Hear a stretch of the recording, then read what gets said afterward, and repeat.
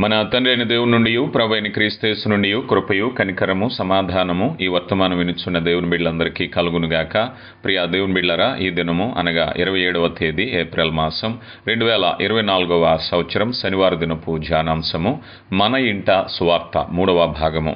ప్రియ దేవుని బిడ్డలారా, అనుదినము అందించబడుతున్న ఆత్మీయ వర్తమానాల ద్వారా మీరు ఎంతగానో ఆశీర్వదింపబడుతున్నారని, ఆత్మీయంగా బలపడుతున్నారని మేము విశ్వసిస్తున్నాం, ప్రార్థిస్తున్నాం. ప్రియులారా, మరి ప్రార్థించుకుని దేవుని వాక్య ధ్యానంలోనికి వెళదాం. తలలు వంచండి, కళ్ళు మూసుకోండి. ప్రార్థన. మహాగణుడా, గొప్ప దేవ, ప్రేమ కలిగిన మా కన్న తండ్రి, మీ ఘననామానికి మహిమ చెల్లిస్తున్నామయ్యా. మీ అపారమైన కృపా కనికర వాత్సల్యతను బట్టి మా జీవితాల్లో జరిగిస్తున్న మేళ్లను బట్టి మహిమ చెల్లిస్తున్నాం. మహిమ గల దేవ, మేమేమైతే ఉన్నామో అది కేవలం మీ కృప మాత్రమే నాయనా. అపరాధముల చేత చచ్చిన వారమై ఉండగా క్రీస్తు ప్రభు రక్తము చేత పవిత్రపరిచి జీవింపజేసిన మీ ప్రేమను బట్టి మీకు మహిమ చెల్లిస్తున్నాం. మహిమ గల దేవ, ఈ శ్రేష్టమైన సమయంలో మీ పాద సన్నిధికి వస్తుంటుండగా అయా జీవార్థ మాటలు వినుటూ ఆత్మీయంగా బలపడుటకు, సత్య మార్గములో నడుచుటకును, అయా మీ వాక్యపు వెలుగులో మా జీవితాలను సరిచేసుకోవటానికి కృప ఇచ్చేయండి. మీ దాసునిగా నన్ను మరుగుపరిచి కేవలం వాక్యమును మాత్రమే నాయన బయలుపరిచి మీరు మాత్రమే మహిమ ఘనత పొందమని క్రీస్తు నామములో అడిగి వేడుకొనుచున్నాం తండ్రి, ఆమేన్. ప్రియులారా, ఇక్కడ మన ఇంట సువార్త అనేటువంటి విషయంలో మొదటిగా మనం నేర్చుకున్న అంశం ఏమిటంటే, మన ఇంటిని సువార్త వేదికగా ఎలాగా మలచాలి అనేది ఒకటి నేర్చుకున్నాం. రెండవది, కుటుంబానికి సువార్త బోధించవలసిన ఆవశ్యకత ఏమిటి అనే విషయాన్ని గురించి నిన్నటి దినాన్ని మనం నేర్చుకున్నాం. అలా ఆవశ్యకతలో మనం పిల్లలకు ఆర్థికంగాను అలాగే భౌతికంగాను విజయము సాధించటానికి ఒత్తిడి పెంచుతున్నామని, ఆ ఒత్తిడే పాపానికి కారణమవుతుందనే విషయాన్ని కూడా మనం చూసాం. అందుకొరకు వారి యొక్క మనసుకు విశ్రాంతే సువార్త, దేవుని వాక్యమే సువార్త. దేవుని వాక్యాన్ని మనం బిడ్డలకు అందించాలనే విషయాన్ని మనం చూస్తూ సామెతల గ్రంథం 22:6లో బాలుడు నడవలసిన త్రోవను వాడికి నేర్పమనే మాటను తెచ్చుకున్నాం. ఎఫెసీయులకు రాయబడిన పత్రిక 6వ అధ్యాయం 4వ వచనంలో తండ్రులారా మీ పిల్లలకు కోపము పుట్టించుకనే విషయాన్ని మనం నేర్చుకున్నాం. తిమోతి గారు అలాగే మరి తన అవ్వ దగ్గర, తల్లి దగ్గర ఏ రీతిగా ఆత్మీయంగా బలపడ్డాడో, తర్వాత కాలంలో విశ్వాస వీరుడిగా ఎలా మలచబడ్డాడో మనం తెలుసుకున్నాం. కనుక పాత నిబంధన గ్రంథాల్లో కూడా మరి ద్వితీయోపదేశకాండం 6వ అధ్యాయం 4వ వచనంలో నీ బిడ్డలకు దేవుని యొక్క ధర్మశాస్త్రాన్ని, దేవుని జ్ఞానాన్ని బోధించాలనే విషయాన్ని మనం తెలుసుకున్నాం. ఈ క్రమంలో చివరిగా కుటుంబంలో మన ఇంట సువార్త అనేటువంటి విషయంలో మన బిడ్డలకు సువార్త ఎందుకు అందించాలి అనే విషయాన్ని గురించి చూస్తే, ఇశ్రాయేలీయుల యొక్క తరాలలో ఒక తరం ఒక పొరపాటు జరిగింది. మనందరికీ తెలుసు, ఇశ్రాయేలు ప్రజలు ఐగుప్తు దేశం నుంచి వచ్చిన తర్వాత అద్భుతాలు చూసిన ఒక తరం గురించి మనం తెలుసుకుంటాం. మోషే తర్వాత యెహోషువ. ఈ తరాలన్నిటి కూడా దేవుని యొక్క కార్యాలు బలంగా చూసినటువంటి ప్రజలు ఉన్నారు. తర్వాత తరాలు వ్యత్యాసం వచ్చింది. ఎందుకు వచ్చిందంటారు? చూడండి, న్యాయాధిపతుల గ్రంథం 2వ అధ్యాయము 7-10 వచనాలు చదువుతున్నాను, గమనించండి. న్యాయాధిపతుల గ్రంథం 2వ అధ్యాయం 7-10 వచనాలు. యెహోషువ దినములన్నిట యెహోషువ తర్వాత ఇక బ్రతికిన వారై యెహోవా ఇశ్రాయేలీయుల కొరకు చేసిన కార్యములన్నిటినీ చూచిన పెద్దల దినములన్నిటి ప్రజలు యెహోవాను సేవించి చూచిరి. నూను కుమారుడు యెహోవాకు దాసుడునైన యెహోషువ 110 సంవత్సరాల వయసు గలవాడై మృతి పొందినప్పుడు అతని స్వాస్యము సరిహద్దుల్లో ఉన్న తిమ్నా తెరహులో జనులు అతను పాతిపెట్టిరి. అది ఎఫ్రాయిమీల మధ్య మన్యమందలి గాయుషు కొండకు ఉత్తర దిక్కునున్నది. ఆ తరము వారందరూ తమ పితరుల యొద్దకు చేర్చబడిరి. వారి తరువాత యెహోవానైన ఆయన ఇశ్రాయేలీయుల కొరకు చేసిన కార్యములన్నిటినీ ఎరగని తరం ఒకటి పుట్టెను అన్నారు. అనగా దేవుని గూర్చిని ఎరగని తరం అంటే దాన్ని ఎలా వర్ణించాలి చెప్పండి? ఆ తరానికి ఎవరు చెప్పాలి? తరాలు వెంబడి తరాలు దేవుని గురించి తెలుసుకోవటం అంటే ముఖ్య ఉద్దేశం ఏమిటంటే, దేవుని చిత్తాన్ని ఒక తండ్రి తన కుమారుడికి, ఒక తండ్రి తన కుమార్తెకు, ఒక తల్లి తన కుమారుడికు, ఒక తల్లి తన కుమార్తెకు బోధించటమే. ఒక తరం నుంచి ఒక తరము సువార్త వ్యాపింప చేయబడాలి అన్నట్లయితే, తరాల వెంబడి తరాలు వెళ్ళాలి అన్నట్లయితే కుటుంబ సువార్త జరగాలి కదా. సాధారణంగా ఆ ప్రాంతంలో దైవజనులు లేరనో, సువార్త లేదని చెప్పుకునే కారణాల కంటే నీ కుటుంబంలో సువార్త అనేటువంటిది మరొక తరాన్ని, విశ్వాసపు తరాన్ని ఏర్పాటు చేయాలనేది దేవుని యొక్క ఉద్దేశం. ఇది కేవలం మన యొక్క ఆలోచన మాత్రం కాదు. దేవుని చిత్తం తరం వెంబడి తరం, విశ్వాసపు తరం అనేది బయలుదేరాలి. ఎందుకు ఈ కార్యము జరగాలి? అందుకే మనం ద్వితీయోపదేశకాండం 6వ అధ్యాయం 4 నుంచి చూసినప్పుడు నీ ఎంట నీ బిడ్డలతో నువ్వు మాట్లాడాలని చెప్పడానికి గల కారణం ఏమిటంటే నీ ద్వారా మరొక తరానికి దేవుడు తెలియపరచాలని కోరుకుంటున్నాడు. ఒకవేళ నువ్వు చెప్పకపోతే నీ బిడ్డలకు ఎవరు చెప్తారు? బహుశా అనుకుందాం అదెవరో సువార్థికుల పని, సంఘం పని, దైవజనుల పని ఒకవేళ నిర్లక్ష్యం చేస్తున్నావేమో. కానీ నీ యొక్క తర్వాత నీవిచ్చే సందేశము నీ తరువాత తరానికి నీ ద్వారా దేవుడు అందించాలని కోరుకుంటున్నారు. గనుకే దేవుని వాక్యంలో ఎఫెసీ పత్రికలో అంటున్నారు కదా, తండ్రులారా మీ పిల్లల కోపము రేపక ప్రభు యొక్క బోధలోను శిక్షలోను వారిని పెంచుడి. కనుక వాక్యం చాలా స్పష్టంగా చెప్పేది ఏమిటంటే ఇంట సువార్తను గురించి ప్రతి ఒక్క కుటుంబీకులు, ముఖ్యంగా తల్లిదండ్రులైన వారు వారి బిడ్డలకు సువార్తను ప్రకటించాలనేటువంటి స్పష్టమైనటువంటి ఆజ్ఞ దేవుడు మనకు తెలియపరుస్తున్నారు. ఒకవేళ తల్లిదండ్రులు కాకుండా యవన బిడ్డలు దేవుని తెలుసుకున్నారు, అప్పుడు నీ తల్లిదండ్రులకు కూడా నువ్వు బోధించవలసిన బాధ్యత నీకుందంటే తండ్రులు బిడ్డలకు బోధించవచ్చు, బిడ్డలు తల్లిదండ్రులకు బోధించవచ్చు. ఎందుకనంటే ఇంట సువార్త ద్వారా ఈ కార్యము జరగాలని దేవుడు కోరుకుంటున్నారు. ఇక మూడవదిగా మనం చూసినట్లయితే మన కుటుంబానికి సువార్త మనం ఎలాగా ప్రకటించాలి, ఈ మూడవ అంశాన్ని కూడా ఈరోజు మనం చూద్దాం. ఈ మూడవ అంశం చాలా ముఖ్యమైనటువంటి అంశం. ఇప్పటి వరకు మనం 2 అంశాలు తెలుసుకున్నాం కదా, ఇంటిని వేదికగా ఎలా మార్చాలి, అలాగే ఇంటికి సువార్త ఎందుకు ప్రకటించాలని 2 అంశాలు నేర్చుకున్నాం. మూడవది ఎలా ప్రకటించాలి, ఇది చాలా ముఖ్యమైన విషయం. చాలామంది చెప్పే కారణం ఏమిటంటే నేను చదువుకోలేదనో, లేకపోతే నేను బోధించలేననో, అంత జ్ఞానం నాకు లేదనో చాలా కారణాలు చెప్తూ ఉంటారు. అసలు బోధించటానికి ఏమి కావాలి? ఒకవేళ బహిరంగ సభలో లేకపోతే పబ్లిక్ మీటింగ్స్ అయితే నువ్వు ఒక బలమైనటువంటి వాక్యాన్ని నువ్వు సిద్ధపడి వెళ్ళటం అనేది పరిపాటి. కుటుంబంలో కూడా బలమైన వాక్యం ప్రకటించటం అంటే ఏంటో తెలుసా? నిన్ను నీవు సిద్ధపాటు చేసుకోవాలి. ఎందుకంటే కుటుంబంలో ఉదాహరణకు అనుకుందాం, ఎక్కడో ఒక సువార్త సభ జరిగింది, అక్కడికి ఒక దైవజనుడు వచ్చాడు, 1 గంట సేపు వాక్యం చెప్పాడు, ఆయన మానాన్న వెళ్ళిపోయారు. మరలా బహుశా ఆయన వాళ్ళు కలవచ్చు, కలవకపోవచ్చు, లేకపోతే ఎక్కడో వేదికల్లో కనబడవచ్చు. కానీ ఇంట సువార్త అలా ఉండదు. ఇంట సువార్త ఏమిటో తెలుసా? ఇంట సువార్త నువ్వు ఎవరికి బోధిస్తున్నావో వాళ్ళతోనే నువ్వు ఉంటున్నావు. అక్కడే తినాలి, అక్కడే ఉండాలి, అక్కడే నడవాలి. అంటే నీ బోధ నీ ప్రవర్తన మీద ఎంత బలంగా ఆధారపడుతుంది. అనుకుందాం, ఎవరో ఒక సువార్తికుడు, ఒక దైవజనుడు వచ్చి అతను పాపం చేయొద్దని ఖండించి వెళ్ళాడు.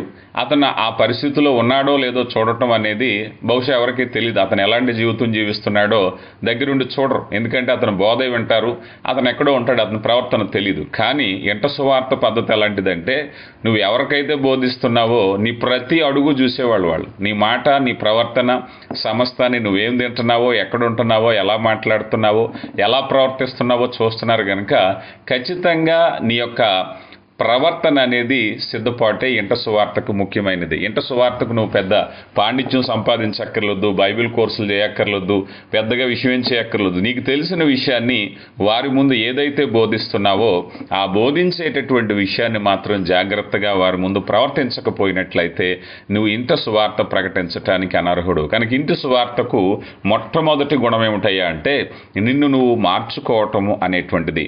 అపోస్తుల కార్యగ్రంథం 3వ అధ్యాయం 19వ వచనంలో మనం చూస్తే 19-20 వచనాలు, ప్రభు సముఖము నుండి విశ్రాంతి కాలం వచ్చినట్లును మీ కొరకు నియమించిన క్రీస్తు యేసును ఆయన పంపునట్లును మీ పాపములు తుడిచివేయబడు నిమిత్తము మారు మనస్సు నొంది తిరుగుడి అన్నారు. ఇక్కడ ఏం చేయాలటండి? మారు మనస్సు తిరుగుడి అన్నారు. ఇక్కడ ముఖ్యంగా మారు మనసు గురించి బోధిస్తున్నావా? నీ మారు మనసు వాళ్ళకి చూపించాలి. ఒకవేళ కోపం లేకుండా ఉండాలని చెప్తున్నావా? నువ్వు కోపం లేకుండా వాళ్ళకి చూపించాలి. నువ్వు ప్రార్థనా జీవితం గురించి బోధిస్తున్నావా? నువ్వు ప్రార్థించే వ్యక్తివై ఉండాలి కదా. వ్యసనాల గురించి బోధిస్తున్నావా? వ్యసనాలు లేని వ్యక్తిగా ఉండాలి. ఒక వ్యక్తి, ఒక కుటుంబ యజమానుడు ఏదైనా ఒక జోదమో పాపంలో పట్టబడి తన కుటుంబీకులకి పాపము కూడదు, పాపము చేయకూడదు, వ్యసనము తప్పని బోధించటానికి అతను అర్హత కోల్పోయాడు. ఒకవేళ పిల్లలైన వారు తండ్రిగా గౌరవించాలేమో, కానీ వారి మనసులో తీవ్ర ప్రభావం అనేది ఎప్పటికీ కనబడదు. కారణం ఏమిటంటే నీవు సరిదిద్దకుండా చేస్తున్నటువంటి ప్రయత్నం అనేది వారు అంగీకరించరు. ఎందుకనంటే ఒకవేళ నువ్వు వారికి బోధించాలి అని అంటే ఒక వ్యసనాన్ని వారి ముందు విడిచిపెట్టడమే కొన్ని వందల ప్రసంగాల కంటే విలువైనటువంటిది. అయ్యో నా తండ్రి, నా తల్లి మా కొరకు వారి జీవితాన్ని మార్చుకున్నారు అనేటువంటి స్థితి వారికి నువ్వు సందేశంగా అందిస్తే ఇచ్చే మెసేజ్ వారి ప్రసంగాల కంటే బలంగా పనిచేస్తుంది. తండ్రి, నల్లి మా కొరకు ఈ వ్యసనాన్ని విడిచిపెట్టారు, ఎంత స్థిరమైన అంటే వ్యసనాన్ని మార్చగలమనేటువంటి మారు మనసుని ఒక సంఘంగా అందిస్తాం. అంటే ఇంట సువార్తకు బలం మార్పు చాలా ముఖ్యమైనటువంటి విషయం. ఇందులో మరొక విషయం ఏమిటంటే ఇంట సువార్త అనేటువంటిది ఎంత బాధ్యత కలిగిందంటే, ఉదాహరణకు అనుకుందాం, ఒక దైవజనుడి దగ్గరికి తీసుకెళ్లారు, ఎక్కడో సభా సమావేశమో, వారు బోధించారు. బహుశా మాట వీరిని హృదయాన్ని తాకొచ్చు, తాకకపోవచ్చు, మారు మనసు పొందొచ్చు, మారు మనసు పొందకపోవచ్చు. ఆ దైవజనుడు సంబంధిత వ్యక్తి మీ కొరకు ప్రత్యేకంగా అక్కర తీర్చుకునే వ్యక్తి అయి ఉండకపోవచ్చు. అతను ఎక్కడో బాధ్యత కలిగిన వాడు, చాలా తీరిక లేని మీటింగ్స్, ప్రయాణాల్లో ఉన్నాడు. బహుశా ఆ వ్యక్తి నిన్ను మరలా కలవకపోవచ్చు. కానీ ఇంట సువార్త అలా కాదు. ఒక వ్యక్తి ఆత్మీయంగా రక్షణ పొందడానికి బాధ్యత తీసుకున్నాం. ఎంతవరకు తీసుకున్నంటే వ్యక్తి మార్పు చెందే వరకు కూడా వ్యక్తి ప్రయాసపడి ప్రత్యేకమైన వ్యక్తిగత శ్రద్ధ తీసుకున్నాం. ఈ వ్యక్తిగత శ్రద్ధ మనం స్టడీ చేస్తూ ఉంటాం, అధ్యయనం చేస్తూ ఉంటాం. ఏ విషయంలో బలహీన పడుతున్నాడు, ఏ విషయాలు కొరతగా ఉన్నాయి, ఏ విషయాలు సమస్యగా ఉన్నాయి, అన్నిటినీ దృష్టించటానికి, అతని వాక్యం ద్వారా మాట్లాడటానికి, ఒకసారి కాకపోతే మరొకసారి, ఒకరోజు కాకపోతే మరొక రోజు, ఒకసారి కాకపోతే 100వసారి, 1000వసారి, ఒకరోజు కాకపోతే ఈ వారం, వచ్చే సంవత్సరం, ఎన్ని సంవత్సరాలైనా సరే. మనం అనుకున్నాం ప్రారంభ పాఠంలో చదువు గురించి, ఎవరైనా ఒక చదువు గురించి, ఒక విద్యార్థి ప్రారంభ దశలో నేను స్కూల్కి వెళ్ళను అంటే మనం విడిచిపెట్టాం.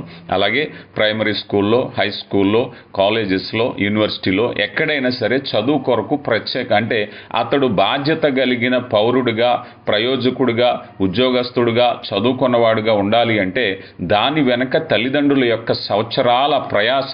వారు దాని మీద ఆర్థికంగా ఖర్చు పెడతారు, సమయాన్ని పెడతారు, శ్రద్ధ చూపిస్తారు, నడిపిస్తారు, గైడెన్స్ ఇస్తారు. ఎన్నో చేస్తేనే ఒకనాటికి అలా అవుతున్నారు.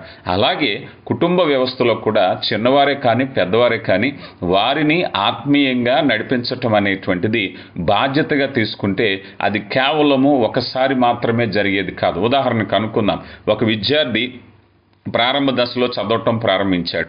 అప్పుడు ప్రారంభ దశలో ఎలిమెంటరీ స్కూల్స్లో, ప్రైమరీ స్కూల్స్లో అక్కడ ఉపాధ్యాయులు వేరు, అక్కడి నుంచి హై స్కూల్కి అక్కడ ఉపాధ్యాయులు మారిపోతారు, అక్కడి నుంచి కాలేజీకి వెళ్ళాక, అక్కడ యూనివర్సిటీకి వెళ్ళి, ఏ కోర్సున ఏకి వెళ్ళిన సంవత్సరం బాగా మారిపోతూ ఉంటారు. తల్లిదండ్రులు బాధ్యత నిర్వహిస్తుంటారు, టీచర్లు మారుతాం, స్కూల్స్ మారుతాం, కాలేజెస్ మారుతూ ఉంటాయి, ప్రాంతాలు మారుతూ ఉంటాయి. కానీ దాని వెనక ఆ బిడ్డల్ని పట్టుకుని వారిని చక్కని ప్రయోజకులుగా నడిపించటానికి వారి మీద వ్యయాన్ని పెట్టి, నడిపింపును, శ్రద్ధను పెట్టి, బాధ్యతను పెట్టి, ఉదయాన్ని లేపి చదివించటము, వారిని నియంత్రించటము, తప్పుదారి వెళ్లకుండా నియంత్రించటం, ఎంత పనిదండులు చేస్తే వారు ఉద్యోగులు అవుతున్నారు.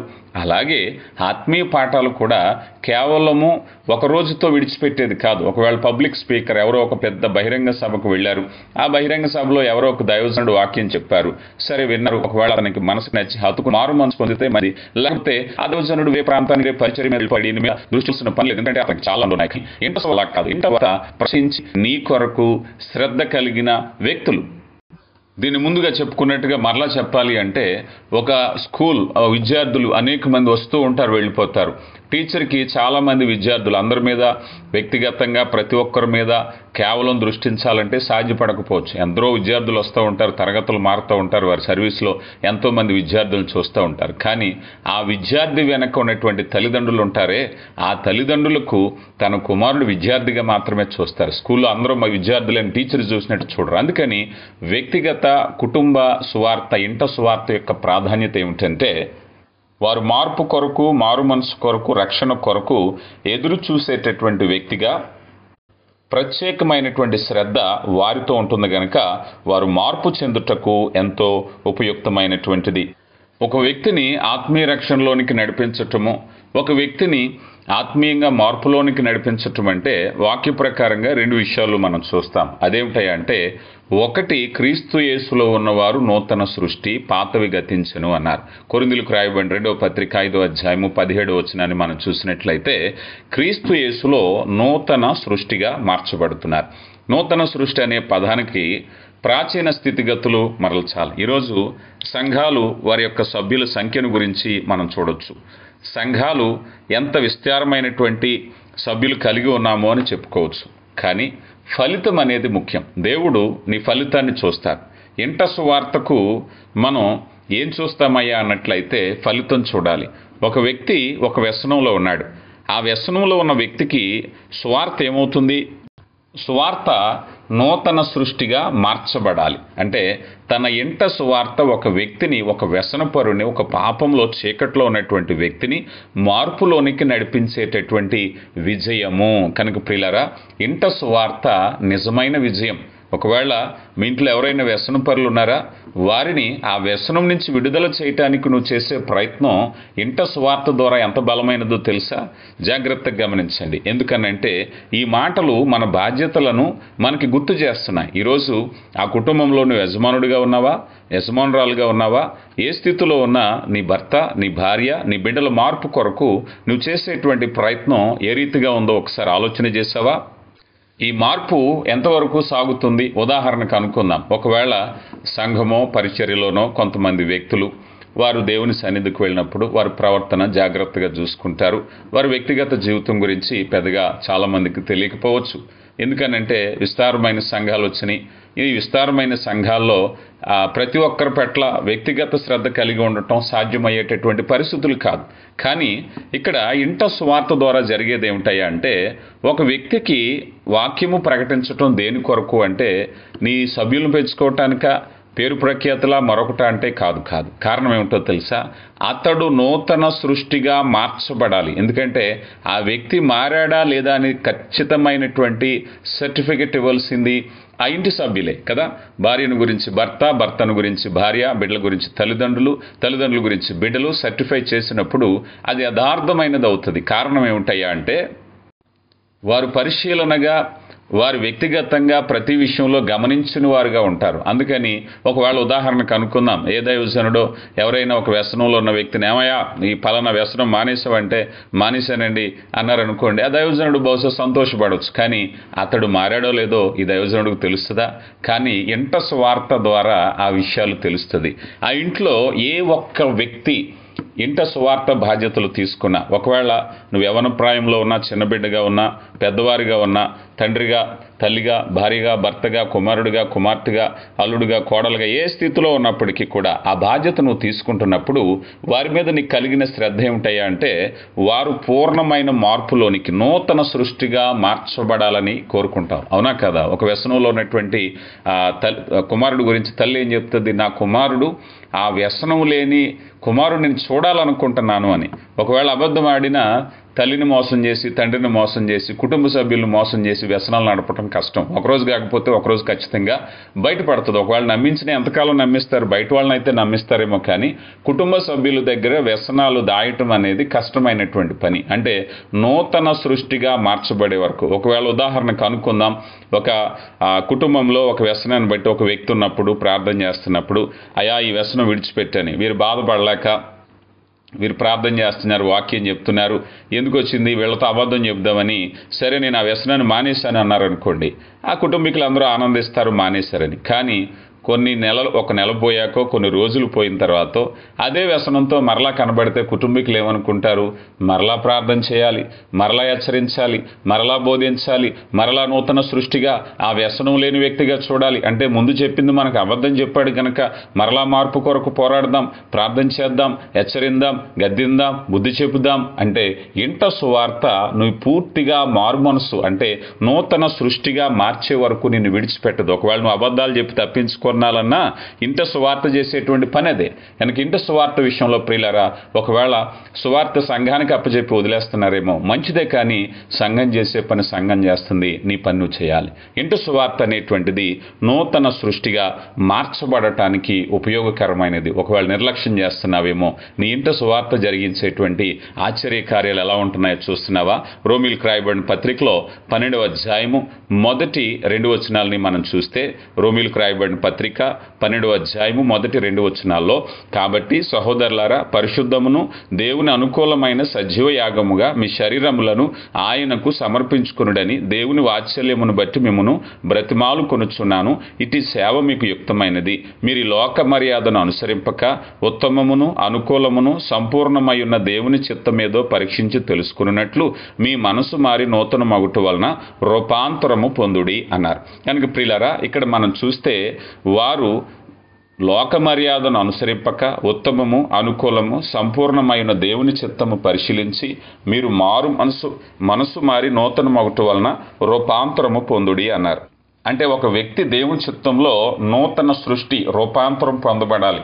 ఎవరు సర్టిఫై చేస్తారు, ఎవరు వారికి కితాబు ఇస్తారు అని అంటే, ఒక దైవజనుడి దగ్గరికి వెళ్ళి, అయ్యా మీ సంఘంలో ఉన్న వాళ్ళందరూ ఎలాంటి వాళ్ళు అంటే, ఖచ్చితంగా ఆయన తండ్రి ప్రేమ దైవజనుడిగా అందరూ మంచివాళ్ళేనండి అంటారు. అయితే అందరినీ దగ్గర చూడగలిగిన వాడైనా, అందరినీ పరీక్షించగలిగిన వాడా?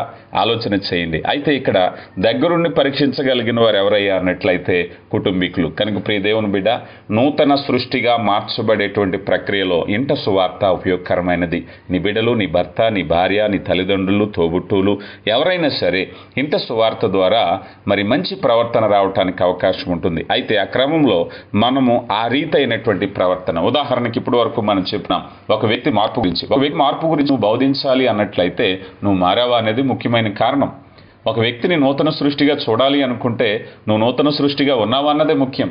ఇక్కడ ముఖ్యమైన విషయం ఇంట వార్త అనేటువంటి విషయంలో నీ సిద్ధపాటు అనేది చాలా బలమైనది. ఒకవేళ నీలో సిద్ధపాటు లేదా, నీలో ఆసక్తి లేదా, ఒకవేళ సిద్ధపాటు లేనటువంటి స్థితిలో నువ్వు ఉండి ఆ నూతన సృష్టిగా మార్చబడాలంటే సాధ్యం కాదు కదా. అందుకని మూడవదిగా మనం చూసినప్పుడు ఇంట సువార్త ప్రకటించడానికి నీ సిద్ధపాటు అనేది చాలా ముఖ్యమైనది. ఒకవేళ ఒక వ్యసనం గురించి నువ్వు బోధిస్తున్నావు, చాలామందికి లోకంలో వ్యసనాలు అనేవి పట్టు పీడించే జాడ్యాల్లాగా ఉంటాయి. అట్టి పరిస్థితుల్లో కూడా విడిచిపెట్టిన పరిస్థితుల్లో ఉన్నట్టుగా అనిపిస్తూ ఉంటాయి. చాలామందిలో ఒక అపోహ, ఈ వ్యసనపరుడు ఈ వ్యసనం నుంచి బయటకు రాడని. కానీ ఒక వ్యసనం నుంచి నువ్వు విడుదల పొంది ఒకవేళ కనుక నువ్వు సాక్షిగా నువ్వు ఉన్నట్లయితే నీ సాక్ష్యం ఎంత బలమైనటువంటిది. ఒకవేళ నీతో ఎవరైనా సరే ఈ వ్యసనం నుంచి ఎవరో బయటపడలేరంటే నేనున్నాను బయటపడినవాడు అని నువ్వు చెప్పగలిగిన స్థితిలో నువ్వు ఉంటే నీ ఇంట సువార్త ఎంత సుందరంగా ఉంటుంది.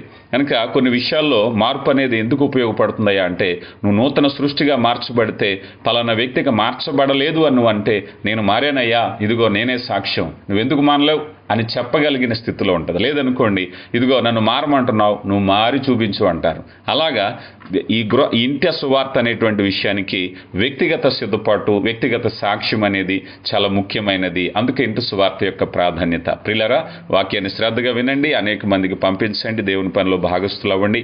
ఒకవేళ ఈ వాక్యాన్ని మీ హృదయానికి తాకినట్లయితే అనేకులకు పంపి దేవుని పనిలో భాగస్థులు అవ్వాలని కోరుకుంటున్నాను. దేవుడు మిమ్మల్ని దీవించునుగాక. ఆమెను ప్రార్థించుకుందాం. కృపగలిగిన దేవ, ప్రేమ నమ్మకం కలిగిన మా కన్న తండ్రి, మీ ఘననామానికి మహిమ చెల్లిస్తున్నామయ్యా. ప్రేమ కలిగిన దేవ, ఇదిగోనైనా వెత్తబడిన వాక్యాన్ని మా హృదయాల్లో ఫలింపచేయండి, మీ కృపలో నడిపించండి. ప్రేమ కలిగిన దేవ, విన్న వాక్యాన్ని అయా విని విడిచిపెట్టుకుని గాయకుని జీవించటానికి కృప దయచేయండి. మీ ప్రేమ చేత నింపండి, ఆదరించండి, బలపరచండి. అయా మీ ఉన్నతమైన ఆశీర్వాదాలతో నింపమని వేడుకుంటున్నాం. వాక్యపు లోతుల్లోనికి మమ్మల్ని నడిపించండి. కృపగలిగిన దేవా, ప్రేమతో నాయన మా పట్ల మీరు చూపిస్తున్నటువంటి నాయన ప్రేమను బట్టి, హెచ్చరిస్తున్న రీతిని బట్టి మీకు మహిమ చెల్లిస్తున్నాం. మీ వాక్యము విని విడిచిపెట్టకుండా మా హృదయాల్లో స్థిరపరచండి అయ్యా. వాక్యమైన బిడ్డలు మరలా సువార్తలో భాగంగా అనేకులతో పంచుతుంటుండగా సువార్త ద్వారా వచ్చే ఆశీర్వాదాల చేత నింపి మీరే మహిమా ఘనత పొందమని క్రీస్తు నామములో అడిగి వేడుకొంచున్నాం తండ్రి. ఆమెన్.